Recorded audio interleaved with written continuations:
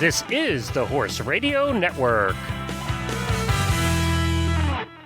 This is episode 35 of Horsemanship Radio, brought to you by Index Fund Advisors, IFA.com. Horsemanship Radio is part of the family of the Horse Radio Network. In the depths of a record cold winter, we want to set our sights on the thaw. So join us today from the Sunshine State of California today to talk to a couple of guys who help people prepare for a happy life with horses.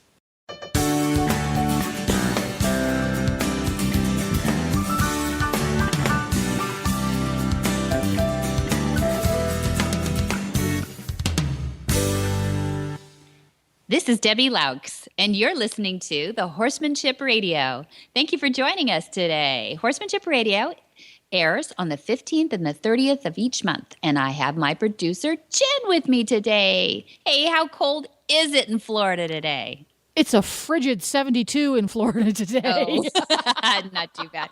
So maybe complaining about the weather is not going to be a big thing today for us. But I know that the whole nation's really, the Northeast and across the Midwest is just wrapped in a freeze right now, right? And I even heard you guys, I listen to Horse Radio Network too, and I heard you guys got a little down there below the freezing line a couple of times. It did. For about a week, we had regular temperatures right around the freezing mark, and for Ocala, Florida, that is pretty darned chilly. Unfair. A little unfair. PT Scooter had just gotten a haircut, and we shaved off his entire coat because he's a little bit like a grizzly bear, and he was a little miffed with us. Shaking at you. Yeah, I know. It's cold everywhere. So we thought, well, gosh, let's do a little midwinter planning. So we want to look forward to spring. We don't want to think about this cold so much. So we needed to set our sights on a couple of things, and that's what we're going to do today. We've got lots to talk about with Mark Hebner. Yeah, I'm looking forward to that conversation because just like we plan our competition schedule for the year well in advance when we're showing our horses, Mark, who is a horse guy, is a real pro at helping folks with their financial future, and he's going to enlighten us a little bit on how us horse folks can do a better job of it. He is one of the best horse owners I've ever met for his, as a student and putting professionals around him. So, we could take a lesson or two from him to put good people, good sound advice around us too, and make sure that we are doing the best for our horses, not just listening to the lady in the stall next to us at the equestrian center tell us the latest tip, right? There you go. Make sure these things are really vetted out. So it's going to be fun today. And then we've got Monty Roberts. We've got my dad here today too, and he's getting ready for a gigantic tour right now too. So he's getting in shape, and he's talking about how we should judge maybe the horse size to our size, and how we can get in shape and be a better rider for our horses as well. So something we can do in these winter months when we are pretty shut in. We don't want to pack it on. We want to plan it off. So we're going to be talking all kinds of planning. Planning for our spring fitness, planning for our financial future. It's all about planning. It is. There's nothing else to do in this big cold that's going on. So we're going to do that. Polar vortex. We're going to do that with it today. Polar vortex. Boy, I've been hearing that a lot lately, huh? Not about global warming too much. Not a lot this year. No. I haven't been hearing about that. Not been in the headlines. So we'll get started with this show after this word from IFA.com. Hi, I'm Mark Hebner, president of Index Fund Advisors and proud owner of Monty Roberts' Willing Partners graduate, He's a Sugar Bear. Investment portfolios are a lot like horses. You need to find one that best suits you, your temperament, and your stage of life. Some people might like an energetic horse and an aggressive investment portfolio, while others are more comfortable with a gentle ride and a more conservative investment portfolio. The trick is to find the one that's right for you. That's what Index Fund Advisors is all about, matching people with portfolios, risk-appropriate, low-cost, and globally diversified investment portfolios. You can find the right portfolio for you by taking the Risk Capacity Survey at IFA.com. That's IFA as in Index Fund Advisors. Or you can call us toll-free at 888-643-3133. That's 888-643-3133. Mark Hebner is founder and president of Index Fund Advisors. He is an author of a highly recognized book called Index Funds, the 12-Step Recovery Program for Active Investors. And he's a respected speaker, news contributor, and he's an authority provider of information and education on investing. Mark's mission is to change the way that the world invests by replacing speculation with education. And he takes the mystery out of investing for me. He is especially knowledgeable about index funds. He'll talk to you about that. And passive investing and researching indexes designed by Nobel laureates like Eugene Fama and Kenneth French. And that provides the building blocks to the prudent investment strategy that he recommends to investors. Mark's a wealth advisor, a Series 65, real important stuff. And he has a master's in business administration from the University of California at Irvine and a Bachelor of Science in Pharmacy from the University of New Mexico with a specialization in nuclear pharmacy. Can you believe that? And near and dear to our hearts, though, he is the owner of He's a Sugar Bear, a beautiful paint gelding that he rides in Coto de Caza, California. Welcome, Mark Hebner. I'm so excited to have you on. This is your first trip on Horsemanship Radio. Am I right? It is. And I'm excited too. Good. We do recognize your voice because, for full disclosure, you are our title sponsor with IFA.com. But that's not why we have you on today. We're proud of all the work you've done with IFA. The thing that I find so interesting about you is that you've had a lot of different careers and you've done different things. But why horses for you? Well, so the first thing that attracts me to horsemanship is it gives me an opportunity to relax.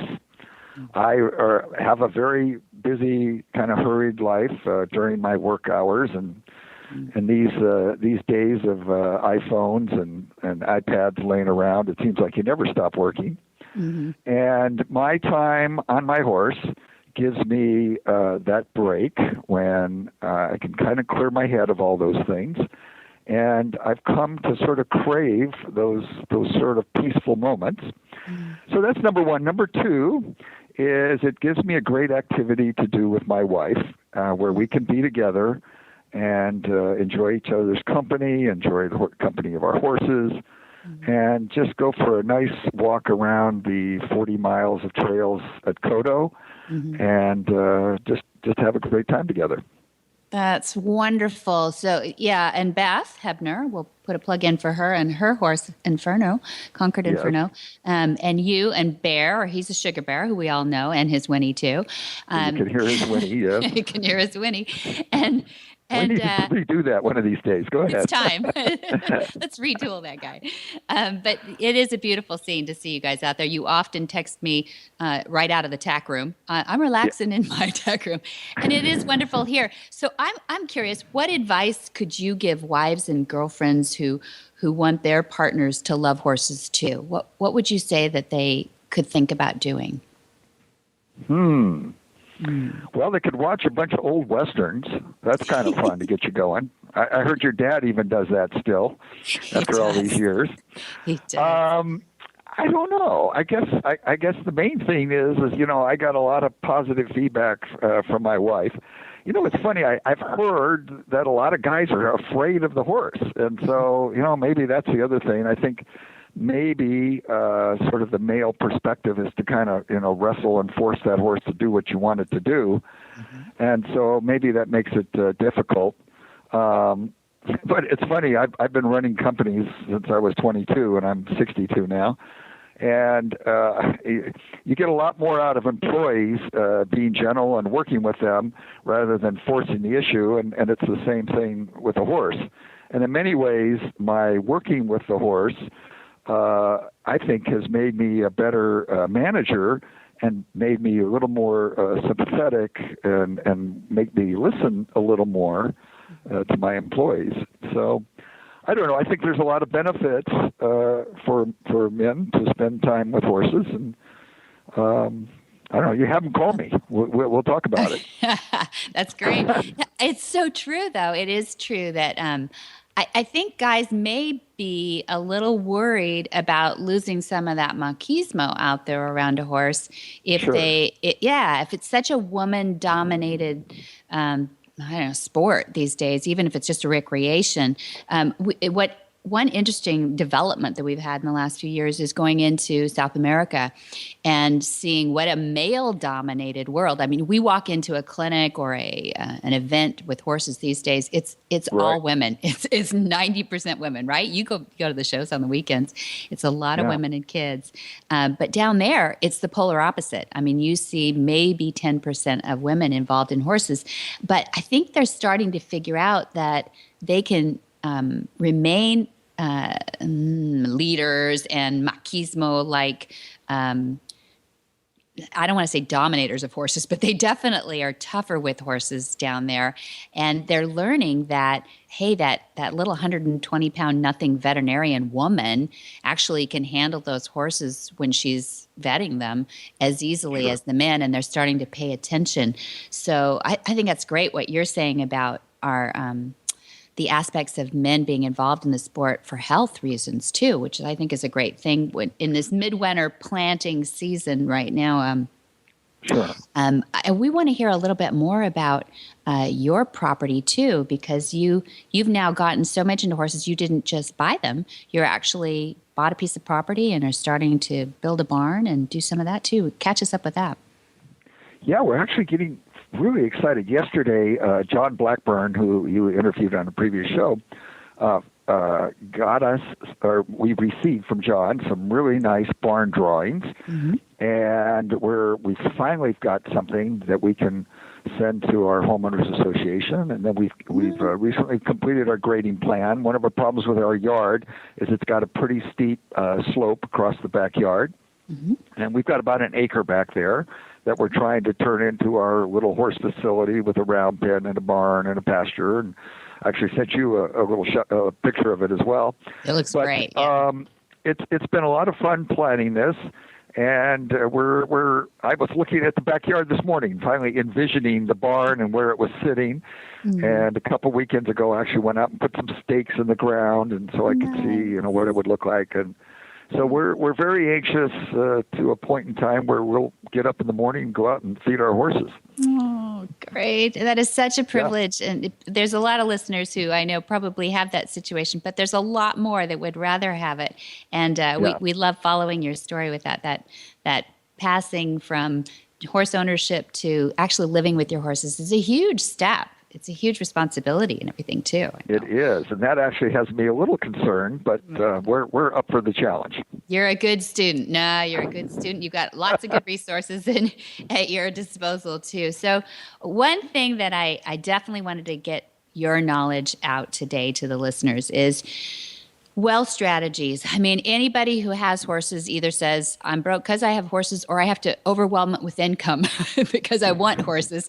And right. And that's your business. And we want to know a little bit more about how we can save our money, how we can grow our money. We all need money. That's the one common denominator with horses and horse owners is we need money to feed them and keep them. Yeah. Any tips for us in that, Mark? Well, it's interesting. About 5,000 years ago, one of the wealthiest men in Babylon wrote a book that still holds up today. And in that book, he basically stated, you need to take a part of what you earn and put it aside for yourself. So roughly 10% of what everybody earns should be stashed away for the day when your human capital will no longer earn you money. So what does that mean? So basically, you have two sources of earning money. One is your own time, which we call your human capital. You apply your skills and your labor and your time. But it's sooner or later, nobody in the world wants to pay you for that human capital. So now you have to rely on another source of income, which is your financial capital.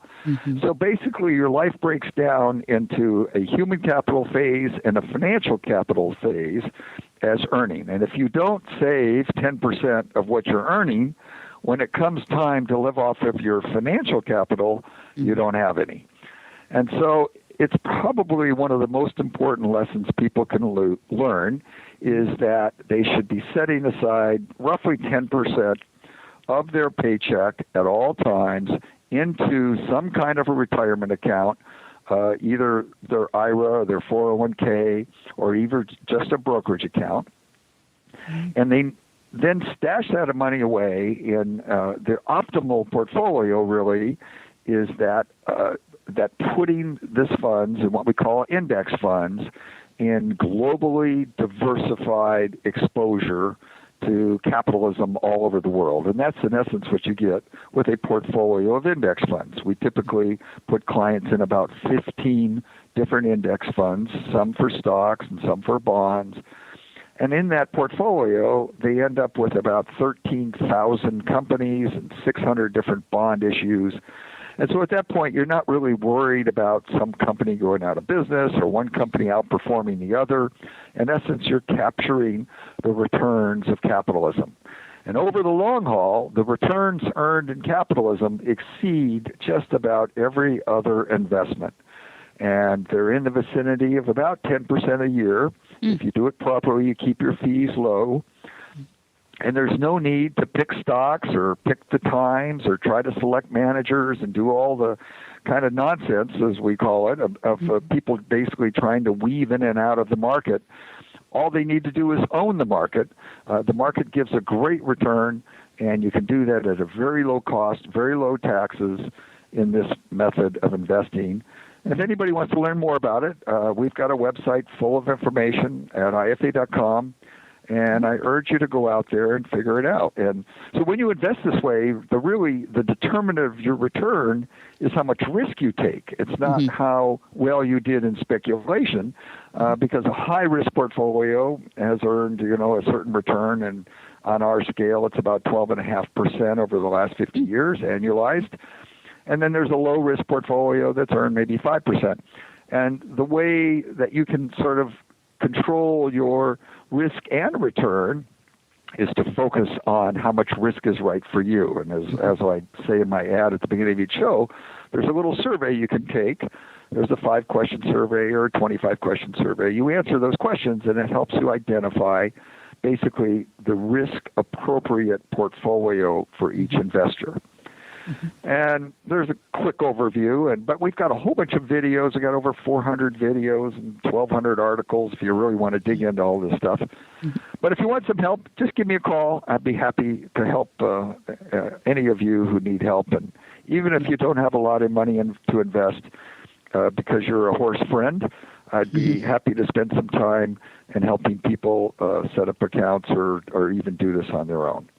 That's great. So the big faith walk is putting aside the money a little bit, right? The 10%. Well, if you don't have money to invest, you certainly can't get a return. That's right. Exactly. So that's the next faith walk that you have to do there. And then does it depend a little bit? Your risk is going to depend on a little bit or where you are in age, category, and part of life too, right? That's right. So we have this survey where we actually measure what we assign a value really to your 5 dimensions of risk capacity.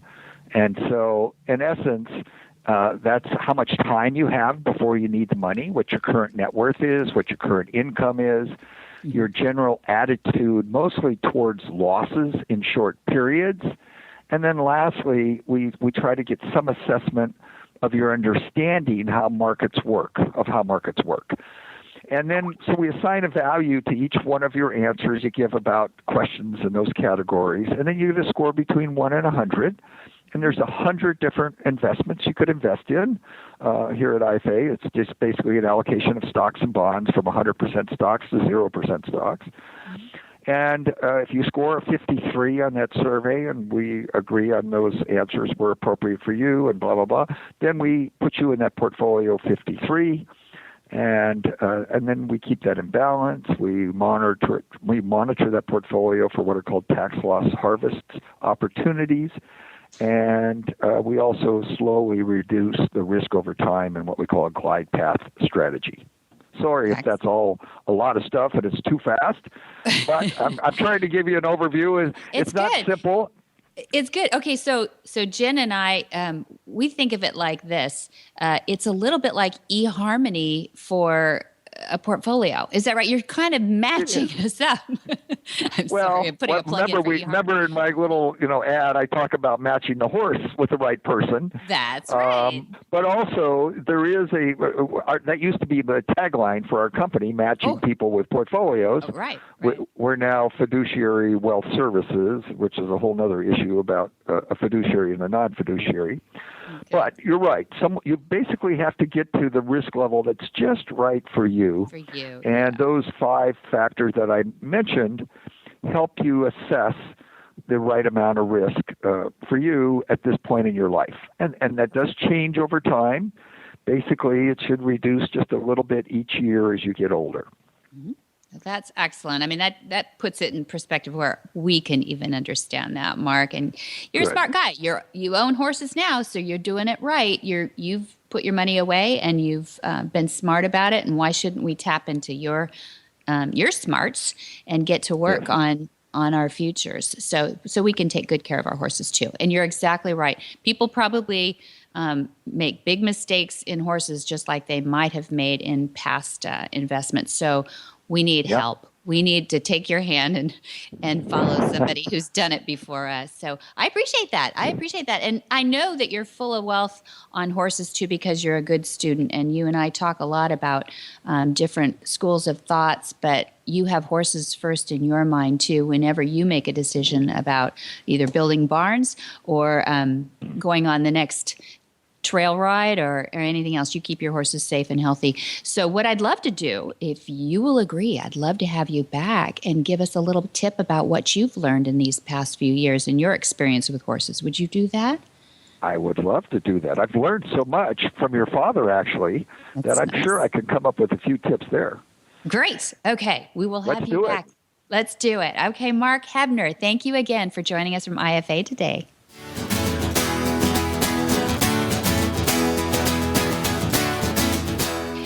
We're really excited because Sean's Omega Fields company has done something amazing for one of our test horses. His name is Cadillac. And we felt so strongly about it that we definitely wanted to bring him on as a sponsor of Horsemanship Radio. And we wanted you to know that it came in that order first, is that we were so impressed with this product and with this horse's results that we wanted to have him a part of our monthly shows. What is it about the Omega Fields product? Something's different. Omega Fields was built around a really unique and proprietary technology. Flaxseed has been known for a long time to contain rich source of omega-3 fatty acids along with omega-6 and omega-9 fatty acids in a near perfect balance. But historically, there was a problem using it. It's high in fat, and when it was milled into a feed product or a food product, it would go rancid very quickly. So our company had developed a proprietary technology for stabilizing this high-fat flaxseed to make it usable, give it a long shelf life in a natural environment. We don't use any chemicals or additives to extend the shelf life or anything like that. It's a completely natural process. That's what makes our flax really different. It makes it usable. It makes it nutritious over a long period of time. We guarantee an 18-month shelf life, so consumers can use it with confidence without it going rancid that, would potentially harm the horse. So quality of manufacture, every single thing in that product, Omega Horseshine, is food grade. It's made at a food grade facility with great care of product quality.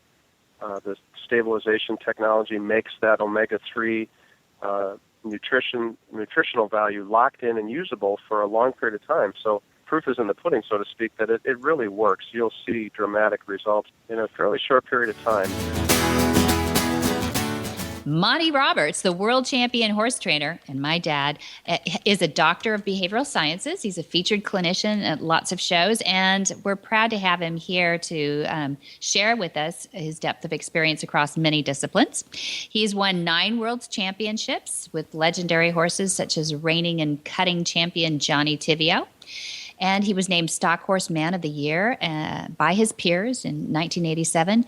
In the racing industry, he purchased, trained, and sold a Ledge, who was twice the Arc de Triomphe winner and a world champion racehorse, along with more than probably 300 thoroughbred race champions across his career in that, including Lumitas and Silvano in Europe and Kathy Honey and Ala Dancer in the United States.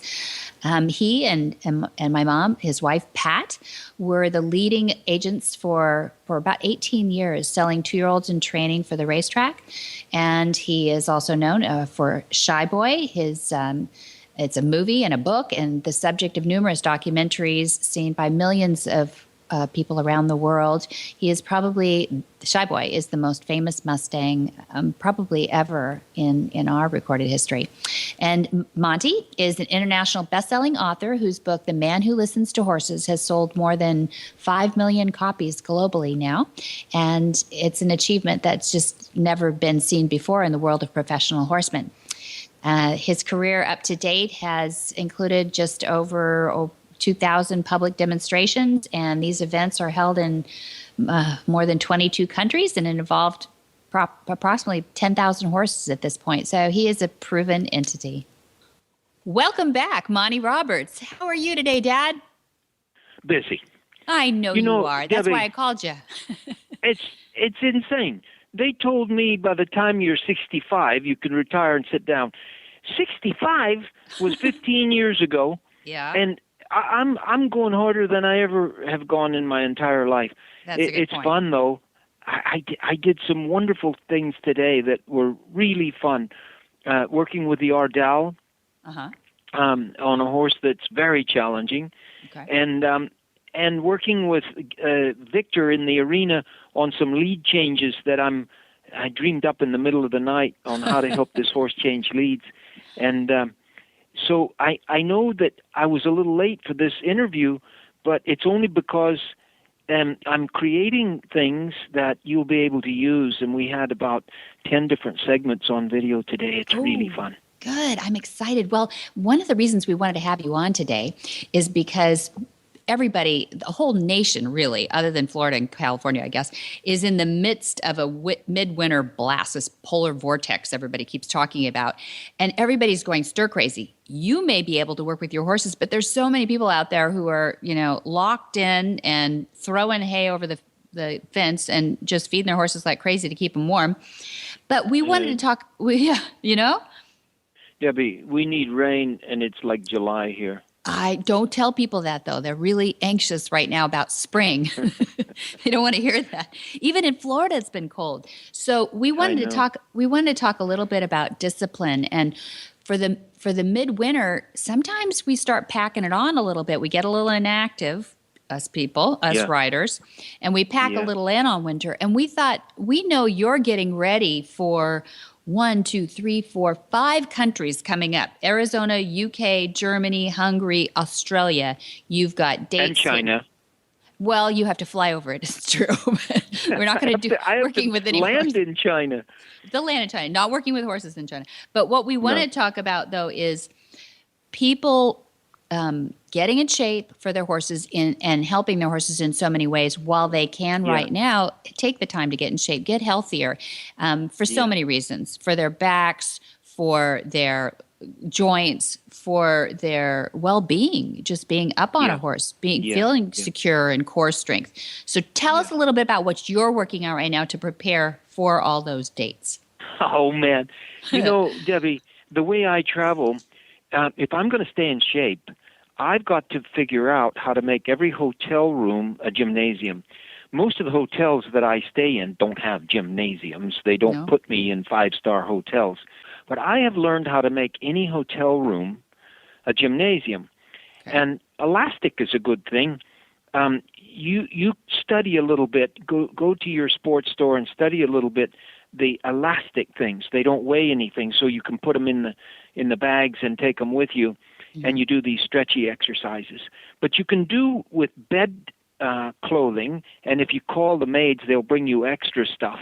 If you have some tiny clothesline cord, and you can use towels too, you can make a sausage-shaped affair about 4 feet long. That's a little more than a meter long.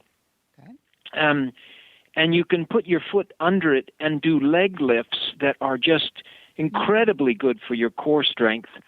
But if you do have the possibility of getting on a Stairmaster or a treadmill, some sort of cardio in hotels for cardio, yeah, and you can do it in your bedroom if you get the cheapest. And actually, if you go to these thrift places, nobody uses them after they buy them anyway. But you should, and get in shape in the wintertime, and you can get them for about 20% of what they cost the original buyer. Good point. Little treadmills and little Stairmasters. The Stairmaster is much smaller, can go in the corner of a bedroom very easy, and Pat uses it a lot. It's really effective. I use the leg lifts on the blankets here at home, and I have a Australian raincoat that weighs a lot in the core, and then I wrapped a blanket around it. And so I have about a 12-pound sausage, a little more than a meter long, and I can put my toes under it and then lift straight forward lying down, and I just bounce it, lift, Great. lift, Yeah. 20 on this side, 20 on that side, and I do about 800 of those little lifts a day. That's a 800. It's about only 15 minutes or so. You can do 800 of them. And I just did a record of my push-ups. Okay. Because I wanted a gift for Satish Simar, who runs the show for Sheikh Mohammed in Dubai. Mm-hmm. And he really encouraged me while we were in India together.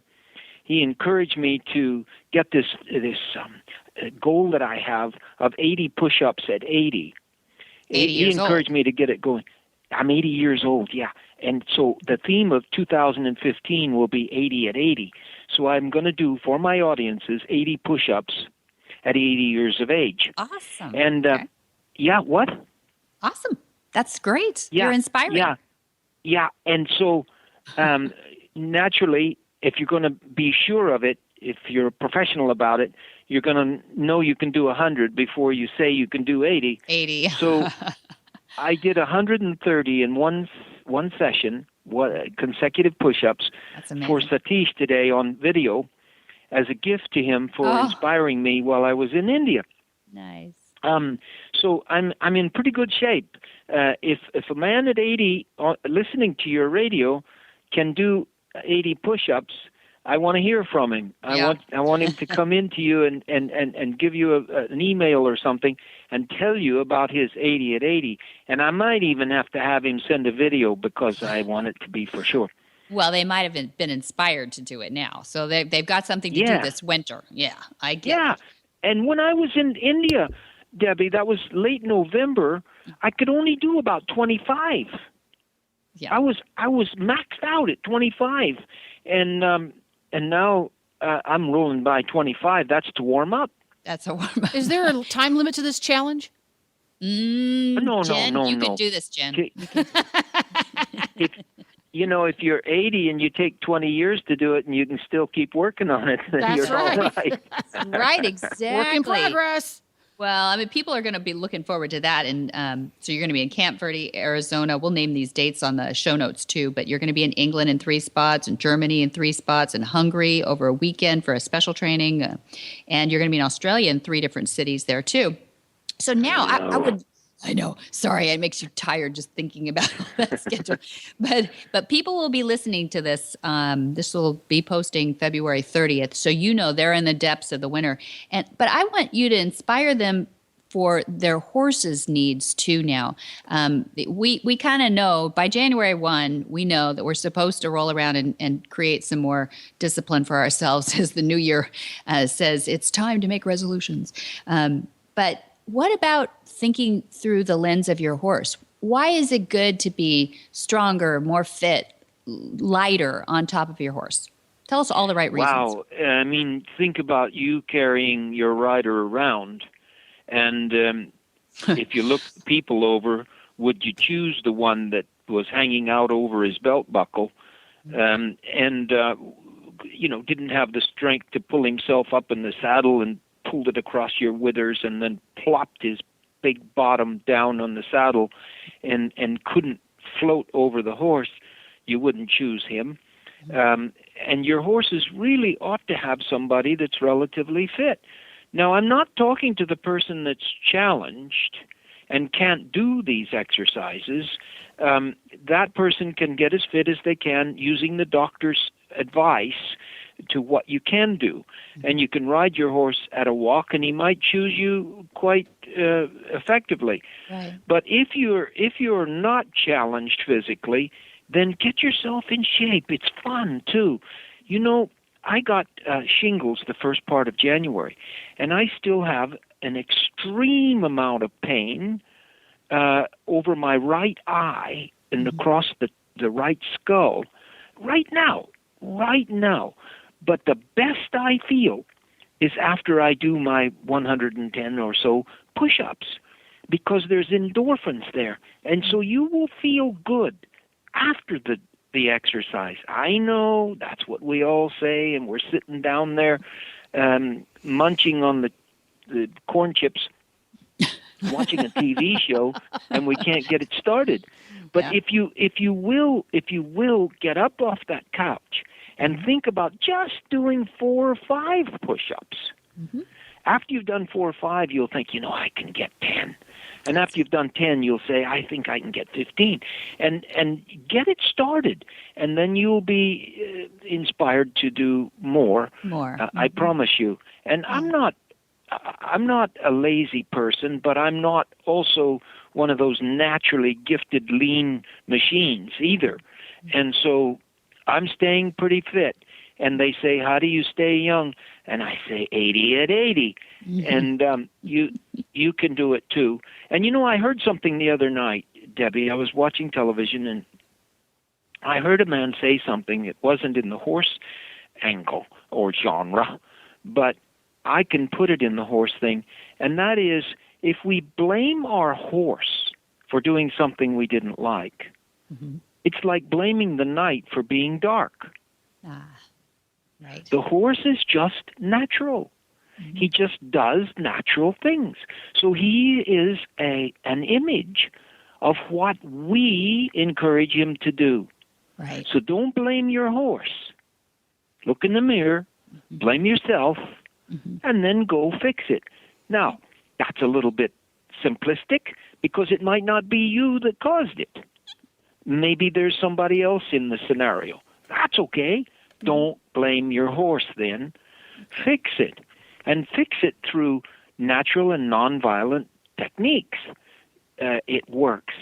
But don't blame the night for being dark, and don't blame your horse for being natural. Natural, yeah. They are a flight animal, and what they do is completely honest, isn't it? I mean, it's us to figure out. Absolutely. So, horses cannot lie. They can't contrive. They don't plan to do anything wrong. They would love to do something right if you make the right things easy and good for them, and the wrong things difficult. Mm-hmm. Good. I thought of something as you were speaking about getting on and off your horse and, not being quite strong enough yet and not being quite light enough yet, maybe to be completely fair about that. But that frame on a horse, you've changed something that you do getting on a horse now in the last, 3-4 years. It's the mounting block. The mounting block. Tell us about that. Mm-hmm. I sure have, Debbie. And we had mounting blocks when I was a kid for the people that came out of the town that couldn't get up on a horse. There I was. You just bounce up on a horse like a ping pong ball, Right. And so I never thought I would ever use mounting blocks. But, at 80, by golly, it's better to use mounting blocks. And you have a mounting block almost anywhere you look. If there's a stump or a stone, even a bank that comes up higher. That's right. If you teach your horse to come to the mounting block, and you can do it. If you go on the online university That's right. that we've created, you'll see how we teach the horses now to come to the mounting block, whatever it is. A bank, it can be just what gets you higher. bank. I was the other day. They had a bridge there, and they were working, and then there was some cones, and the cone needed to be straightened up. And I got off my horse, and I thought, no, I gotta get back on. Yeah, so I just stepped up on this bridge, which was about 6 inches higher, but that was good enough. That's enough. And I asked him with his cues to move over to it. And he moved over and put the stirrup right there in front of me, and I got on and rode off. Yeah. It's amazing. If you teach your horse to come to the mounting block, it will save so much. And we've got mounting blocks now all over the place because both Pat and I are I'm coming on 80, and Pat's something younger than me, but I'm not supposed to talk about it. But and then we have beginning riders a lot on the place, and we had a night of inspiration recently with people here, and then we had riding with respect, and a lot of people getting on that some had got on a horse 3 times in their life, and so the mounting blocks have become a very important set of objects around this farm.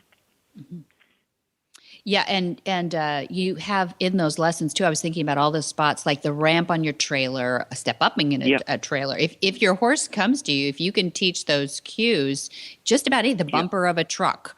There's so many things that you think of once you don't want to climb on that horse anymore. And once you get used to that mounting block, I think your horse gets used to it too. They don't like being pulled over any more than the next person. That's right. He loves it because that pulling the saddle across the wither as you pull your body up the side of the horse is not comfortable. And if you teach them the comfort of having an elevated person getting on, they love it. And they'll come over there and you give them a rub on the neck and tell them how nice they are. You get on and you take one step back, and then you go forward. And then you discourage any going forward before you get ready in the saddle. Yeah, they seem calmer about the whole situation too if they've got an anchor like a mounting block. It's almost like a place to be as opposed to just out in the yard. Yeah, and we're going to Camp Verde, Arizona, and Shorty is down there with her organization, and she's going to help us put it on. And we're going to take a willing partner's horse with us and a mounting block, and we will show the people there how we school the horses to come to the mounting block. All right. You're back in the USA. We get those all the time. When's Monty going to come back to the USA and do an event? Well, there it is. Well, there I am. And if you live in Moscow, Idaho, you come to Camp Verde, Arizona on the 14th, I think it is, of March. Yep, that's right. And there I'm going to be. So don't be telling me that I don't do them in America. Yeah. I think Americans were getting a little bit jealous there, Monty, for a while. A little bit jealous. That's right. Well, it's time to join up. All right. So thank you for the tips today. That was a lot of fun. And we're going to look forward to your 80 and 80. Check.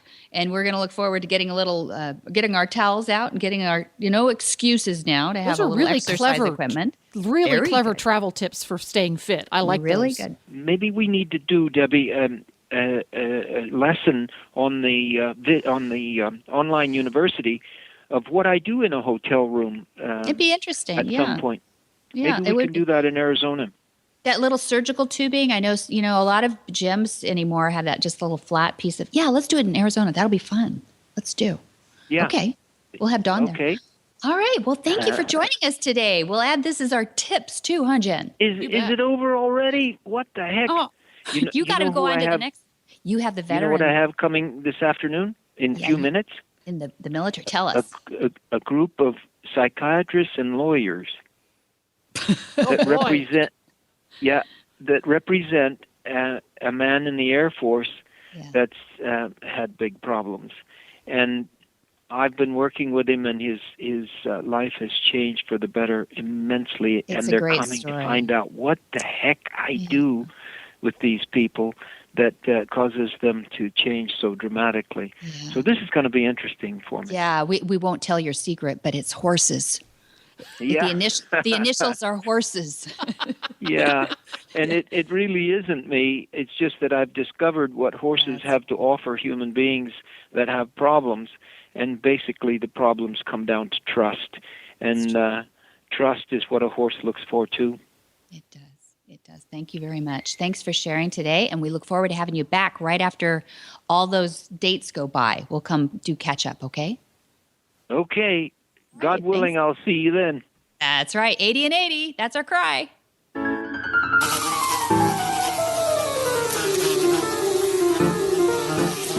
Monty Roberts has been using and talking about CoraGem for 4 years now. CoraGem is one of the leading suppliers of Brazilian killer bee propolis, both in liquid and cream. As horse owners, we want a topical product that provides superior results for girth itch, saddle irritation, rein rot, and all fungal issues, even scratches and ringworm. CoraGem does it all. We also want a product that heals wounds fast and minimizes the appearance of scars. CoraGem does that too. And we want it to regrow hair in affected area and reduce skin inflammation, and CoraGem does that. Plus, it contains no steroids, antibiotics, or chloride. It is non-toxic. It's even safe when your horses lick it, and we know they will. Used and recommended by veterinarians, breeders, and trainers from all over. Get CoraGem today at CoraGemAnimals.com. That's CORIGEM Animals.com. And use the coupon code HRN2015. That stands for Horse Radio Network. HRN2015, and get 10% off your next order just because you're a listener to this show. That's HRN2015 at CoraGemAnimals.com.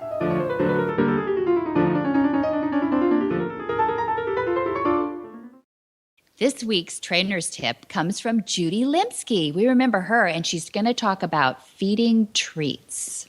Welcome back, Judy Limsky, who is full of trainer's tips for us. So we have a lot of episodes to fill, and we would love to have Judy back for a trainer's tip, and she agreed. So, hi, Judy. How are you? I'm fine. How are you, Debbie? Fine. I'm so excited because you and I found some common ground in a tip in just our chats that I would love for you to share, because you have real life experience. It isn't just like a theory or some sounding like a good idea.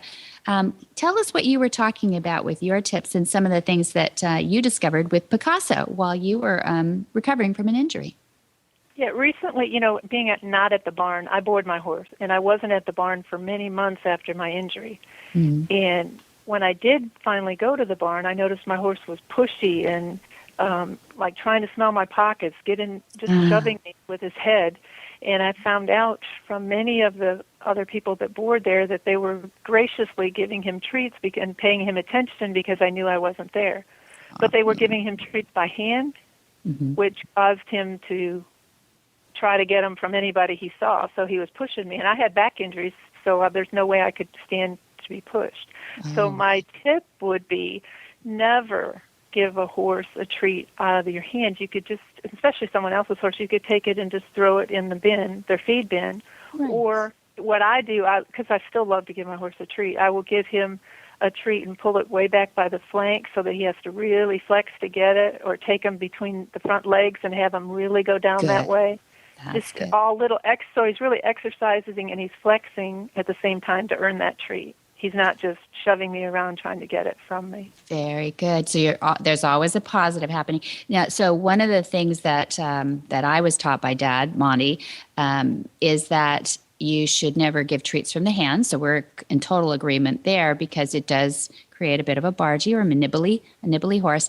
But he does love those flex exercises too, and he sticks pieces of apple on a pole, like a lightweight bamboo pole or something, where he can get back. So it's not a treat from the human body. They don't. That's even better. I like that. Well, it's good for stretches, because then you can get that bamboo pole way in the or between the legs, and again, it doesn't come from the human body. So complete agreement with that tip. I love that.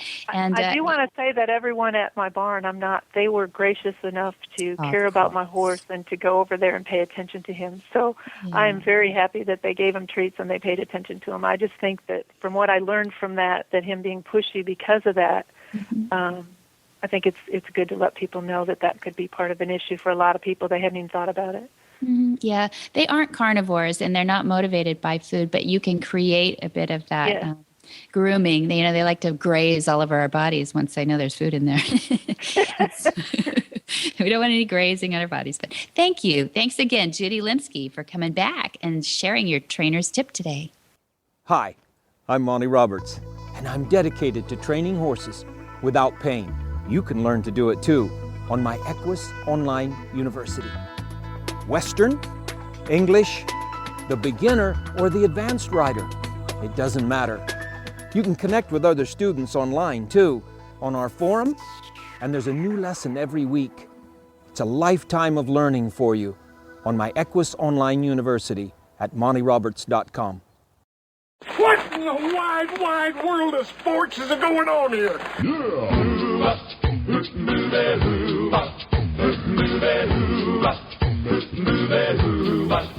Where in the world is Monty Roberts? Monty is looking forward to meeting some new friends, two-legged and four-legged, in Camp Verde, Arizona. That's coming right up, March 14th. And look for the link right in there, because Camp Verde is not quite as high as Flagstaff, but it's nice and warm still. It's closer to like Scottsdale. So, and then he's going to be off to England. That's March 24, 26, and 28. And then, of course, he jumps over the pond, no grass under his feet, and he goes to Hungary. And so he's going to be in Eastern Europe, April 11 and 12. And then back over to Melbourne. Yeah, he's going to go to Australia next, and that'll be April 25, 26, and then April 29 in Shepparton, and then May 2nd and 3rd in Canberra. And you can find it all at montyroberts.com, or if you're the old-fashioned sort, you can call.